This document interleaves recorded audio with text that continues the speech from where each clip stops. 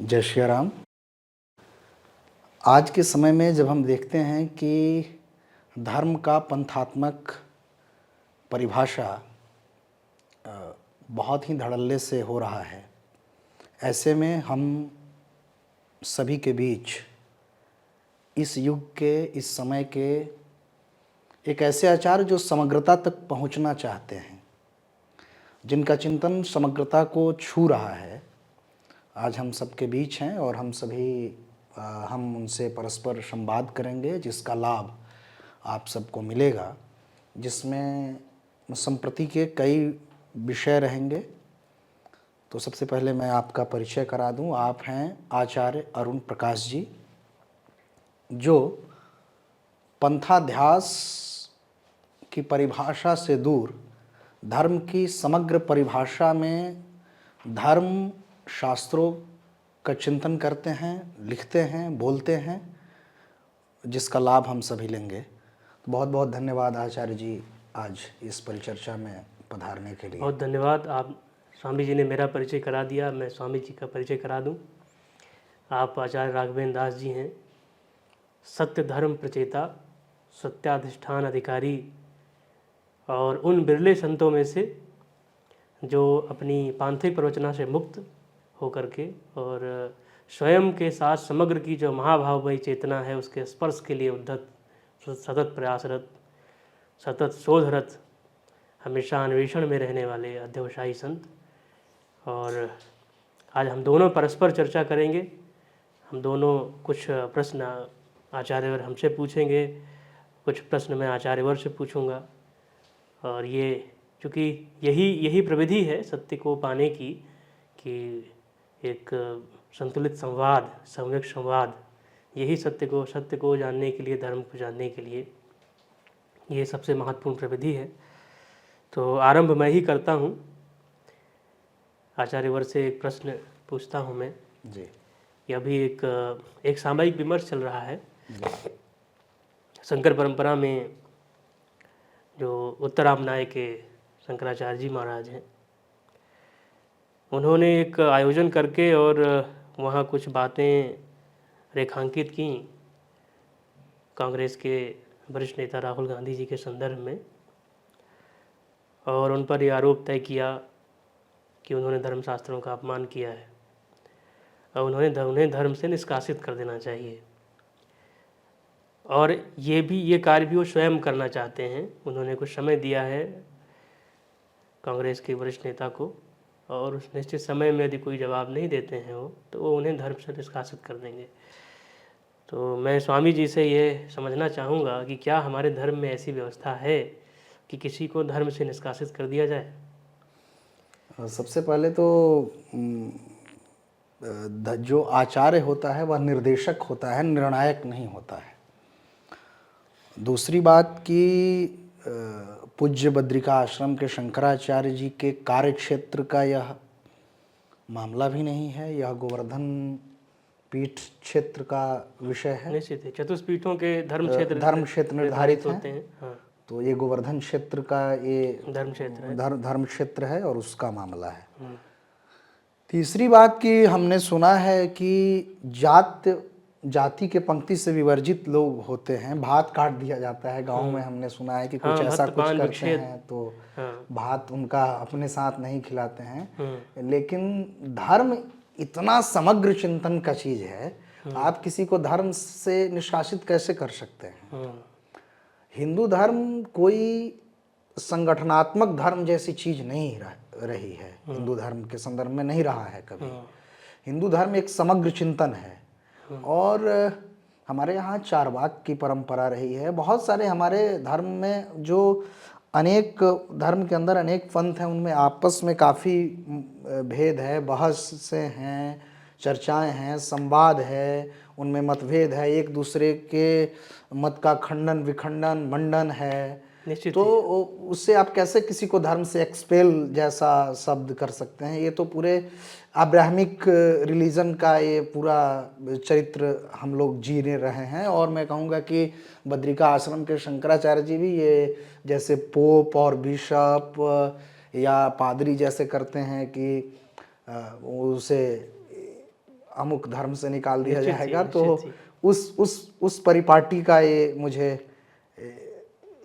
ये पूरा एक खेल जैसा लगता है और बहुत हास्यास्पद लगता है जब वो परम धर्म संसद एक संगठन चलाते हैं और जब धर्मों का निर्णय संसद में होने लगेगा, ये कितना हास्यास्पद है और बहुत ही विदूषक जैसा एक कृत्य है और अपरिपक्व विदूषक जैसा कृत्य मैं तो कहूँगा यह है। और यह उनकी मर्यादा को खंडित करती है और सामान्य हिंदू जनमानस में वैसे भी शंकराचार्यों का देखें, सामान्य हिंदू जनमानस में एक सामान्य हिंदू जानता भी नहीं है कि चतुष्पीठों के कौन शंकराचार्य हैं।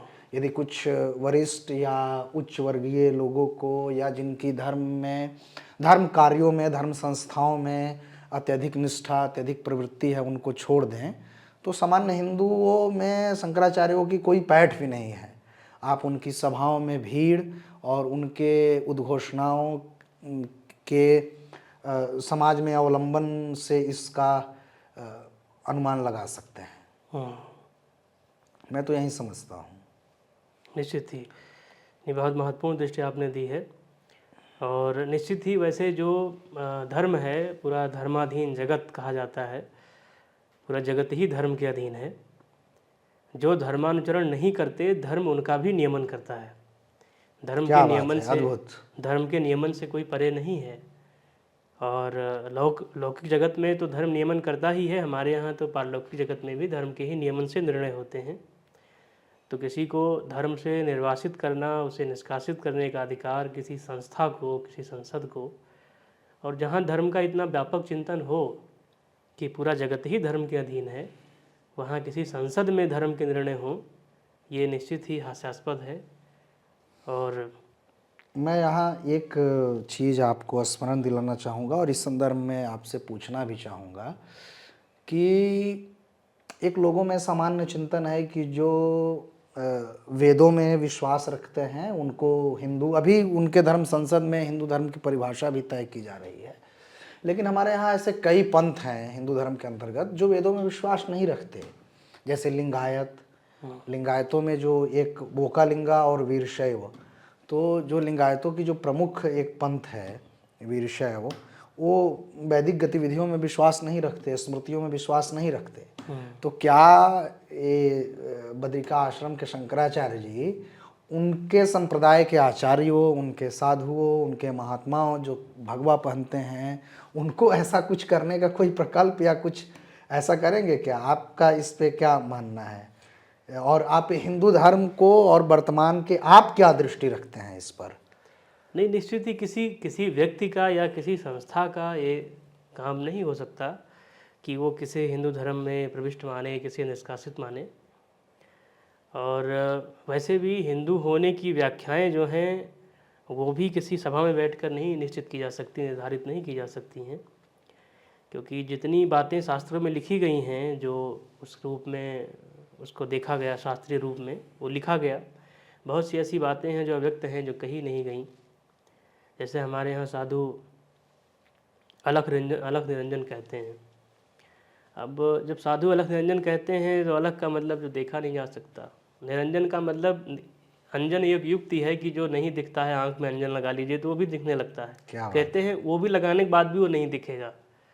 तो ऐसी जब धर्म के इतने निहित तत्व हैं, इतने व्यक्त तत्व हैं, तो उसकी कहीं ऐसी एक परिभाषा सिर्फ भाषिक आधार पर, भाषाई आधार पर बैठ के करना और उसके आधार पर नियमन करना। हमारे यहाँ अनेक पंथ हैं, अनेक संप्रदाय हैं, किसी एक संप्रदाय की सर्वसत्ता नहीं है, सर्वसत्ता धर्म की है। और धर्म पर अगर आपको सांगठनिक रूप में, संस्थानिक रूप में, चूँकि ये संप्रदाय जो है यहाँ धर्म संस्थानिक रूप में है, तो इस रूप में भी चिंतन करना है तो सर्व संप्रदाय को इकट्ठा करके ही चिंतन किया जा सकता है। एक पंथ अपनी प्रवंचना के आधार पर सबके धर्म का निर्णय नहीं कर सकता है। रही बात वेद की, तो कोई भी ज्ञान जो है वो वेद से वेदबाह्य नहीं है। और वेद को हम लोग जब वेदों को लेकर भी एक महत्वपूर्ण दृष्टि रखनी होगी, जैसा आपने जो कि प्रश्न किया है बहुत महत्वपूर्ण भी है। वेद प्रबंध नहीं है, वेद प्रविधि है। क्या बात है। आप जब उसको एक पुस्तक के रूप में सीमित कर देंगे तो संकट आ जाएगा।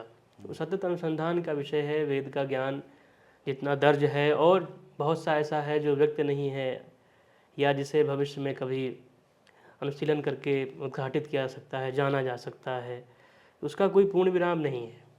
स्वयं उनके ही जहाँ से उनकी परंपरा शुरू होती है, जिन आचार्य महाभाग की हम चर्चा कर रहे हैं, आचार्य शंकर ने भी सीधे सीधे वेदों के विधि निषेध पर कुछ नहीं कहा है। उन्होंने उपनिषदों के स्वरूप प्रतिष्ठा की है। स्वयं ही उन्होंने उसका एक उदारतापूर्वक धर्म का हमारे नियमन किया है, और शास्त्राध्यास को ही बहुत अच्छा नहीं माना है। तो ऐसी स्थिति में अगर हम सब कुछ शास्त्रों के नाम पर, और शास्त्रों के साथ हमारे देश में एक अभी ऐसी एक विकृति चल रही है कि हमारे यहाँ जो अधम कर्म करने वाले हैं वो भी अपने आप को शास्त्र प्रमाण देते हैं, और जो धर्म कर्म करने वाले हैं वो भी शास्त्र प्रमाण देते हैं। ये दोनों बातें बड़ी हास्यास्पद हैं। आपकी अपनी व्यक्तिगताओं के आग्रहों को जब आप धर्म शास्त्रों से प्रमाणित करेंगे, हो सकता है क्षणिक रूप में आपकी व्यक्तिगत आग्रह जो है प्रमाणित हो जाएं, लेकिन ये धर्माभास है, ये धर्म नहीं कहा जा सकता है। ये धर्म के नाम पर होने वाला अध्यास है। अब मांस खाने वाले भी वेद से उदाहरण दे देते हैं, और नहीं खाने वाले भी वहीं से उदाहरण दे देते हैं, जबकि ये दोनों के अपने नितांत वैयक्तिक आग्रह हैं, लेकिन उसका प्रमाण वो वेद से खोजते हैं। हर बात में वेद को लाके खड़ा कर देना, हर बात में शास्त्रों को लाकर खड़ा कर देना, ये कहीं से भी इसको हम वर्ण नहीं कह सकते हैं, और ये हमारी प्रविधि भी नहीं। ये हमारे धर्म का जो तरीका है जीने का, चलने का, उसको जानने समझने का और दूसरों को उपदेशित करने का, उसकी ये प्रविधि नहीं, इतनी सतही प्रविधि हमारे धर्म की नहीं हो सकती है। और हम बहुत उदारतापूर्वक हर बातों को देखते आए हैं। हमारी सारी साधना स्व को समग्र से समीचीन करने के लिए है, उसके साथ उससे सहकार पाने के लिए है। व्यक्तिगताओं की जब जो सीमाएं हैं, उसकी जो बाउंड्री हैं टूटेंगी, तो स्व ही अपनी असीम सत्ता में सर्व हो जाता है। अद्भुत। तो ऐसी जहाँ ऐसे चिंतन हो, वहाँ पर हम किसी के लिए सांप्रदायिक प्रवंचना में, पांथिक प्रवंचनाओं से एक दूसरे को परिभाषित करें, एक दूसरे को निर्वासित और प्रशंसित करें, ये कभी से भी वर्ण नहीं है। किसी के व्यक्तिगत विचार के स्तर पर ठीक है, लेकिन जब बात धर्म की आएगी तो हम सबका दायित्व बनता है कि ऐसी बातों को हम असंग करें। निश्चित। हम हिंसात्मक रूप से विरोध करने के पक्षधर नहीं हैं, लेकिन हम असंग कर सकते हैं, उसे डिसोन कर सकते हैं, उसे हम डिनाउंस कर सकते हैं। ये हमारा दायित्व भी है, और इसके हम सब अधिकारी हैं। जैसे हम अपनी परंपरा में पाते हैं कि आज कबीर पूरे हिंदू धर्म में ग्राह्य हैं, लेकिन कबीर उसी काशी में खड़े होकर के, और जो जिस तरह की पांथिक प्रवंचनाओं का शिकार हिंदू समाज हो रहा था उसकी बात करते हैं, लेकिन कबीर को कभी हिंदू धर्म से कभी उनको निकालने की कोई ऐसी, ये तो बिल्कुल फतवा जारी जैसे हो गया। हिंदू धर्म कभी फतवा जारी करने वाला धर्म तो नहीं ही रहा है। ये हमारा ट्रेडिशन नहीं रहा है, अब्राहमिक ट्रेडिशन है। देखिए, संकट तब आता है जब आप प्रतिक्रियावाद पर जब खड़े होते हैं। वैसे भी जो भेद दिखते हैं, कहीं भी जो भेद हैं, आचार्यवर में ये बहुत महत्वपूर्ण पक्ष है कि जब जो भेद हैं वो भेद किसके हैं? भेद विभाव से उपजते हैं। स्वभाव में तो भेद है नहीं, सारे भेद विभाव के हैं, उद्दीपन के हैं। जब उद्दीपन में आप कुछ भी कहेंगे तो आप भेद की ही बात करेंगे। जब आप विभाव से प्रेरित होकर कहेंगे, हम प्रतिक्रियावाद को बहुत अच्छा नहीं मानते हैं, और जब आप प्रतिक्रियावश कोई चीज़ करेंगे तो निश्चित ही वो इस तरह से ही होगी। जैसे हमारे यहाँ धर्म में भी हम लंबे समय तक हमारा पांथिक संघर्ष होता रहा अब्राह्मिक पंथों से, और खास तौर से हिंदू धर्म के अंदर भी होता रहा है। शैवों वैष्णवों के आपस में संघर्ष होते रहे हैं। शाही स्नान को लेकर के काफी संघार एक दूसरे संप्रदाय के साधु करते रहे हैं। नासिक में, हरिद्वार में, उज्जैन में काफी होता रहा है। तो जब वो उनसे होने लगा अब्राह्मिक पंथों से, तो कहीं ना कहीं हमारे चित्त में उनका चिंतन बहुत हुआ है। बस तो हमारा चित्त जो है वो उनकी सांगठनिक व्यवस्थाओं से, उनके आक्रमणों से, जो उनके वैचारिक आक्रमण हैं या उनके जो पांथिक आक्रमण हैं, उनसे बहुत प्रभावित है। और जब आप किसी से इस तरह से प्रभावित होते हैं, क्योंकि हो सकता है मित्र सतत आपके चित्त में ना रहे, लेकिन जिसे आप शत्रु मानते हैं, जब शत्रुबोध व्यक्ति में होता है तो शत्रु का स्मरण वो सतत रखता है अपने चित्त में। तो ऐसी स्थिति में वो हमारा चित्त भी फिर उसी के हिसाब से तैयार होना शुरू हो जाता है। तो ये जो आपने कहा कि ये जो फतवागिरी है, तो ये निश्चित ही उधर से हमें प्रवेश कर गई, जैसे हमारे यहाँ अखाड़ों में पेशवाई प्रवेश कर गई, जैसे हमारे यहाँ और बहुत सारी बातें वहाँ से आ गईं, तो ये भी उसी वहीं से आ गया। हमारा चित्त ऐसा बन गया है, चिंतन करते करते हाँ, शत्रु भाव मन में रखते रखते हमारा चित्त ही वैसा बन गया है, प्रतिक्रियावाद पर हम खड़े हैं। फतवा जारी करने वाला चित्त अब हमारे आचार्यों का हो गया है। लेकिन ये वरेण्य तो नहीं कहा जाता। नहीं। तो हम आपसे एक और विषय पर इसमें मैं इसके पूर्व आपसे एक चर्चा करना चाहूँगा, बहुत महत्वपूर्ण है। आजकल मीडिया में और हर जगह हम सभी देखते हैं, जहाँ ये बहुत बड़े अक्षरों में और चलता है कि हिंदू धर्म के सर्वोच्च पदासीन आचार्य, हिंदू धर्म के सर्वोच्च धर्म गुरु। तो क्या हिंदू धर्म में ये वेटिकन पोप जैसा कोई पद है क्या, या क्या शंकराचार्य को सर्वोच्च पद कहा जा सकता है क्या? फिर रामानंदाचार्य, वल्लभाचार्य और भी जो विष्णु स्वामी संप्रदाय के विष्णुदेवाचार्य हैं, या अन्य संप्रदायों के जो आचार्य हैं, निम्बार्काचार्य, अन्य आचार्य को क्या कहेंगे? क्या शंकराचार्य हिंदू धर्म में वेटिकन पोप जैसा कोई पद है क्या? हाँ, ये बहुत रोचक बात यह है कि स्वयं को आचार्य भी कहते हों और शास्ता भी कहते हों, शासक भी कहते हों। अब आचार्य से कहने से देशिक जो है वो उसकी अपनी स्थिति जो है वो हमेशा निर्देशक की है, मार्गदर्शक की है। और जिस तरह से ये लोग निर्णायक बनते हैं हर विषय में, जैसा आपने आरंभ में ही कहा कि आचार्य जो हैं वो निर्देशक होते हैं, निर्णायक नहीं होते हैं। अब धर्म जहाँ, जिसमें पूरा जगत ही उसके अधीन है, जिस धर्म के, उस धर्म को पहचानना, जानना, इसका निर्देशन तो आचार्य कर सकते हैं। कम से कम हमारे यहाँ वेटिकन जैसी या स्थिति या इमामत जैसी व्यवस्था या आयतुल्ला जैसे कॉन्सेप्ट हमारे यहाँ कभी रहे नहीं हैं। लेकिन दुर्भाग्यवश यदि आ रहे हैं तो ये और चिंतन का विषय होना चाहिए हम लोगों के लिए। शास्त्रीय रूप से तो ऐसा बिल्कुल नहीं है। हमारे यहाँ धर्म में जो है समय समय पर आचार्यों ने आकर के उसको समझने की दृष्टि दी। जैसे आपने कबीर महाराज का नाम लिया, कहीं किसी ने शास्त्र के माध्यम से आकर के उसे हमारी जाले साफ किए, किसी ने अपने आत्मानुभव से हमारे सामने उदाहरण रख करके अपने जाले साफ किए, हमें सही रास्ता दिखाया। ऐसे ही समय समय पर जब पथ पंकिल होते रहे धर्म के, तो कोई ना कोई उस पथ को प्रशस्त करने के लिए आता रहा। लेकिन जहाँ पूरी भूमि ही सत्य हो, जहाँ मार्ग और अमार्ग का विचार नहीं हो, वहाँ किसी व्यक्ति को वेटिकन जैसा अधिकार देना, हालांकि ऐसी इच्छा बहुत लोगों में होती है कि हम बैठकर धर्म के निर्णय करें और हम जिसे कहें वो बाहर, हम जिसे कहें वो भीतर। तो लेकिन ऐसी स्थिति भगवान ने स्वयं अपने हाथ में ले रखी है। इसीलिए हमारे यहाँ जो आचार्य परंपरा है वो भी अपनी गुरु परंपराओं को नारायण आदि से ही शुरू करते हैं, या सीताराम से शुरू करते हैं, सीतानाथ समारंभ, या ऐसे ही आरंभ करते हैं। नानक महाराज ने भी अपने वाहे गुरु के रूप में ईश्वर को ही सर्वोच्च गुरु के रूप में किया। तो जब आपकी गुरुता ही सर्वसत्ता नहीं है, गुरु की सर्वसत्ता जो है वो देवाधीन है, तो वहाँ पर आप जो है पूरे धर्म का निर्णय कैसे कर सकते हैं? और वेटिकन आदि जो हैं उनके अध्यासों को लेकर हम लोग आज तक उनको धर्म की महत्ता नहीं मानते रहे। उनके पंथों को, उनकी जिन व्यवस्थाओं के लिए, उन्हीं से प्रेरित होकर के और वैसी ही व्यवस्था अपने यहाँ आरोपित करना, ये आत्मविस्मृति है, ये आत्महीनता है, ये आत्मप्रवंचना है, ये धर्म नहीं है। और ना हमारे यहाँ धर्म में ऐसी शास्त्रीय रूप से भी कोई व्यवस्था नहीं है। अगर आप शास्त्रों में भी देखेंगे तो ऐसी कोई व्यवस्था नहीं है कि इस तरह से बैठकर कोई उसका निर्णय करे जी।